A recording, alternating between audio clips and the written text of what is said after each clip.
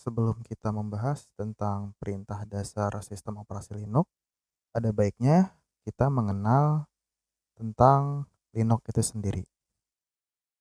Jadi, Linux merupakan sistem operasi atau salah satu jenis sistem operasi yang ada, seperti Windows, FreeBSD, macOS, dan lain-lain. Linux mempunyai perintah untuk mengakses apapun menggunakan command line interface atau biasa disebut dengan CLI. Nah, CLI ini bentuknya seperti ini, jadi hanya berbentuk teks saja ya. Salah satu kelebihan menggunakan CLI, kita bisa menghemat sumber daya atau resource yang cukup besar. Karena dengan adanya CLI ini, kita bisa meringankan pekerjaan suatu sistem dan kita juga bisa memberikan perintah kepada sistem operasi dengan lebih cepat dibandingkan tanpa menggunakan command line interface. Dan kekurangannya biasanya kita tidak terbiasa menggunakan command line interface. Karena kita harus tahu perintah secara spesifik agar sistem mengerti apa yang kita perintahkan. Selanjutnya, Linux juga mempunyai fitur GUI atau Graphical User Interface. GUI ini merupakan tampilan yang sangat memudahkan user dalam mengoperasikan sistem operasi, di mana user dapat menggunakan pointer atau petunjuk ya seperti ini agar pengguna atau user lebih dimudahkan dalam mengakses apapun yang ada di dalam sistem operasi, baik itu file, directory, aplikasi, dan lain-lain. Dan salah satu kekurangannya, dengan adanya GUI atau Graphical User Interface, kita akan memberikan suatu resource atau sumber daya yang lebih atau membutuhkan sumber daya yang cukup besar karena dengan adanya GUI ini kita akan menjalankan dua sistem secara bersamaan, yaitu sistem inti dan sistem desktop environment. Selanjutnya, sistem operasi Linux itu terbagi menjadi dua jenis. Yang pertama, sistem operasi server. Sistem operasi server biasanya berbentuk atau perintahnya menggunakan CLI ya atau command line interface. Karena server tidak membutuhkan aplikasi untuk kegiatan sehari-hari seperti melakukan pengetikan, memutar film atau video, atau memutar musik. Karena server hanya memberikan layanan kepada klien agar klien dapat mengakses file atau service yang ada di dalam server. Dan biasanya server juga tidak membutuhkan layar monitor jika sudah dikonfigurasi. Dan server ini akan hidup 24 jam. Selanjutnya ada sistem operasi desktop. Nah, sistem operasi desktop ini merupakan sistem operasi Linux yang menggunakan desktop environment. Jadi, apa itu desktop environment? Jadi, desktop environment atau biasa disingkat dengan DE merupakan lingkungan yang menawarkan atau menampilkan tampilan GUI atau grafis sehingga dapat memanjakan atau memudahkan pengguna dalam mengoperasikan suatu sistem operasi. Nah, biasanya sistem operasi Linux dengan varian desktop ini akan digunakan dalam kegiatan atau keperluan sehari-hari, seperti mengetik, melakukan browsing, memutar film, memutar video, mendengarkan musik, dan lain-lain. Selanjutnya, kita akan mengenal namanya prompt. Jadi, prompt ini lebih mirip seperti susunan atau perintah terhadap sistem operasi yang akan kita berikan. Nah, di sini biasanya prompt ini akan ditemukan di bagian aplikasi yang bernama terminal atau konsol. Nah, jika di Windows ini mirip seperti command prompt. Di sini ada beberapa bagian. Yang pertama ada bagian NOPI ya. NOPI ini bisa dikategorikan sebagai nama user yang aktif kemudian ada np. np ini nama komputernya atau nama mesinnya. Kemudian ada yang bagian tanda seperti ini ya. Nah, ini menunjukkan direktori atau folder yang sedang aktif. Biasanya tanda seperti ini menunjukkan direktori atau folder home. Selanjutnya ada tanda dolar. Nah, tanda dolar ini menunjukkan bahwa user sedang aktif dalam mode user biasa. Dan jika kita ingin merubah ke mode super user, maka tampilannya atau simbolnya bukan seperti tanda dolar, tapi menggunakan tanda hashtag atau tanda pagar. Jadi perbedaannya seperti itu ya. Kita bisa mengidentifikasi kita berada pada posisi user yang mana. Jika tanda dolar berarti user biasa, jika tanda hashtag berarti kita dalam mode super user atau root. Selanjutnya, path ini terbagi menjadi dua, ada yang absolut, ada yang relatif. Nah, yang absolut merupakan path atau jalan atau jalur di mana kita memulai dari root ya, tandanya slash seperti ini, dan direktori yang berada di bawahnya. Nah, contohnya seperti ini. Di sini kita akan mengakses direktori dengan nama dokumen. Nah, sedangkan dokumen ini merupakan posisi paling bawah dari direktori Nopi dan home. Jadi home ini merupakan direktori yang paling atas, di bawahnya ada Nopi, kemudian di bawah Nopi ada direktori dokumen. Selanjutnya ada relative path. Relative path berarti sebuah jalur yang tidak dimulai dari root. Nah, ini adalah kebalikan dari absolute, di mana kita jika sedang bekerja menggunakan terminal atau command line, nah kita tidak harus memulai, kita tidak selalu pada posisi yang seperti ini ya. Bisa saja jika kita mempunyai direktori di bawah direktori dokumen, maka kita tidak perlu mengulang perintah yang seperti ini.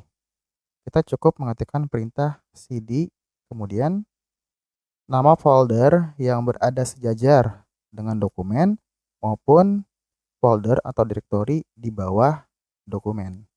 Selanjutnya ada format penulisan.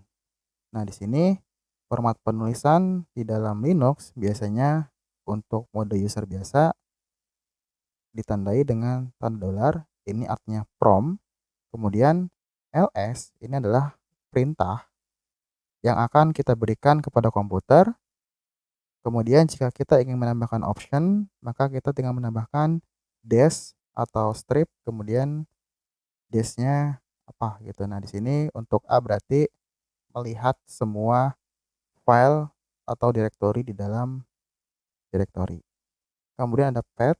Path ini merupakan jalur atau jalan dari susunan direktori.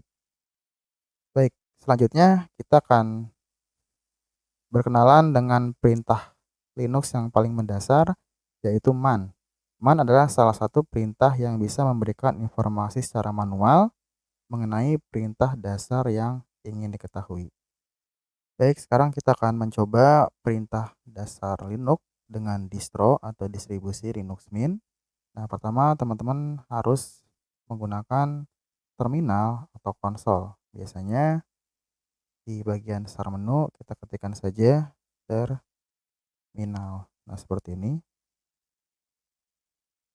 Kemudian kita perbesar dulu layarnya. Selanjutnya kita akan menggunakan perintah man untuk mengetahui nama perintah yang akan kita gunakan. Contoh man. Nah, man ini berarti akronim dari manual ya. Kita enter. Nah, tampilan akan seperti ini. Keterangannya, man adalah interface untuk sistem reference manual atau referensi manual. Nah, untuk keluar dari perintah man, kita bisa menggunakan huruf key untuk keluar. Nah, seperti ini. Selanjutnya ada yang namanya info. Info juga sama ya seperti man, tetapi info bisa membaca dokumentasi dari suatu perintah. Contohnya seperti ini, info kemudian ls. Nah, di sini ls berarti akronim atau kependekan dari list directory content. Nah, di sini ls adalah program list informasi tentang file atau tipe apapun yang termasuk folder atau direktori. Nah, seperti ini. Ini adalah fungsi dari info. Jadi info memberikan keterangan tentang perintah yang akan kita gunakan. Nah, untuk keluar kita bisa menggunakan tombol key. Selanjutnya ada apropos. Jadi apropos ini berfungsi untuk menampilkan informasi singkat perintah yang diketahui sebagian atau kita tidak mengetahui secara spesifik tentang perintah yang akan kita gunakan. Contohnya adalah seperti ini, apropos, kemudian kita ketikkan perintah copy. Nah, di sini merupakan perintah yang ada pada Linux tentang copy. Kita mulai dari posisi paling atas. Nah, di sini sangat banyak ya untuk variannya. Biasanya kita hanya menggunakan perintah cp ya. Nah, cp di sini berarti copy file and directory. Selanjutnya ada what is. What is ini hampir mirip seperti apropos.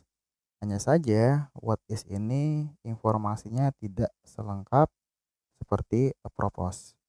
Kemudian kita gunakan perintah what is untuk menggunakan perintah ls. Nah, jadi what is ini lebih singkat ya untuk memberikan keterangan dari perintah yang akan kita gunakan. Selanjutnya ada double dash help atau strip 2 kali kemudian help. Jadi perintah ini berfungsi untuk memberikan bantuan berupa option yang bisa kita tambahkan ke perintah dasar yang kita inginkan. Nah, teman-teman masih ingat kan apa itu option? Option itu biasanya diikuti dengan perintah dan optionnya. Ini adalah optionnya. Misalnya kita gunakan perintah yang sama ya. Berarti di depan dulu ya, ls, kemudian double dash help. Nah, seperti ini. Ini adalah keterangan yang cukup panjang ya untuk informasinya. Dan biasanya kita jarang menggunakan perintah ini. Selanjutnya ada history. Jadi history ini merupakan sejarah ya atau perintah apa saja yang pernah kita ketikkan di dalam command line atau terminal ataupun konsol. Misalnya kita gunakan history seperti ini. Ya, ini adalah perintah-perintah yang telah kita gunakan. Jadi semuanya muncul di bagian history. Selanjutnya ada completion. Jadi completion ini merupakan auto prediksi ya yang digunakan jika kita tidak mengetahui secara spesifik perintah yang akan kita gunakan.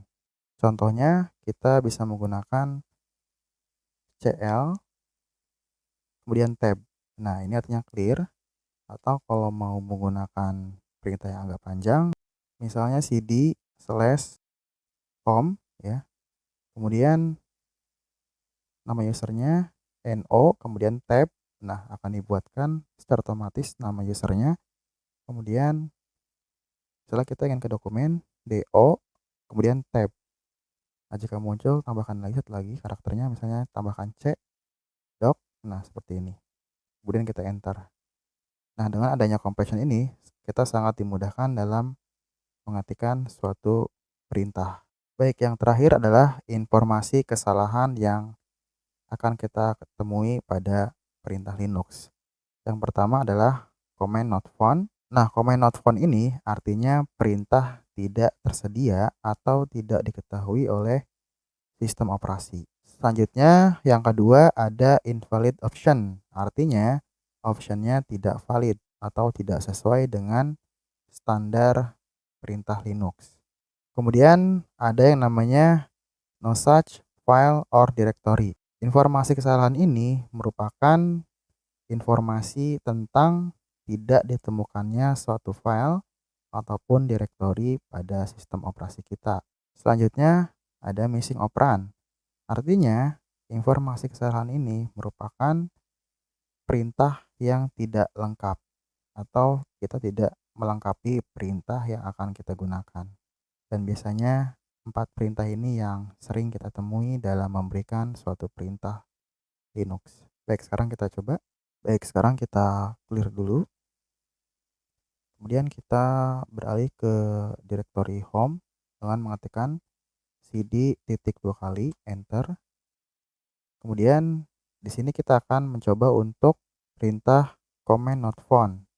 Nah, contohnya adalah list. Nah, list ini akan memberikan informasi kesalahan tentang command list not found. Artinya, list ini tidak tersedia di dalam sistem operasi Linux, dan biasanya jika sistem operasi Linux yang modern akan memberikan suggest atau rekomendasi tentang perintah yang akan kita gunakan. Contohnya his, please, please, please, dan lain-lain. Nah, ini adalah contoh dari command not found. Selanjutnya kita gunakan untuk perintah invalid option. Biasanya kita gunakan perintah ls. Nah, ls ini merupakan perintah yang benar, sedangkan option yang salah di sini adalah -y. Kita enter seperti ini. Jadi optionnya atau -y-nya ini tidak valid atau tidak sesuai. Selanjutnya kita akan mencoba kesalahan no such file all directory. Contohnya kita akan mengakses directory documents. Nah, seperti ini ya. Nah, ini adalah contoh yang salah ya, karena harusnya documents bukan documents. Kita enter. Nah, di sini keterangannya no such file or directory, atau file atau direktorinya tidak ada. Selanjutnya yang terakhir adalah missing operand atau perintah yang tidak lengkap. Contohnya mkdir. Nah, perintah ini untuk membuat direktori baru, tetapi kita tidak memberikan nama direktori barunya itu. Saya langsung enter saja. Nah, di sini akan muncul missing operand. Baik, untuk tutorialnya cukup sekian. Mudah-mudahan videonya bermanfaat. Jangan lupa di like, di komen, dan di subscribe. Sampai ketemu di video selanjutnya. Terima kasih.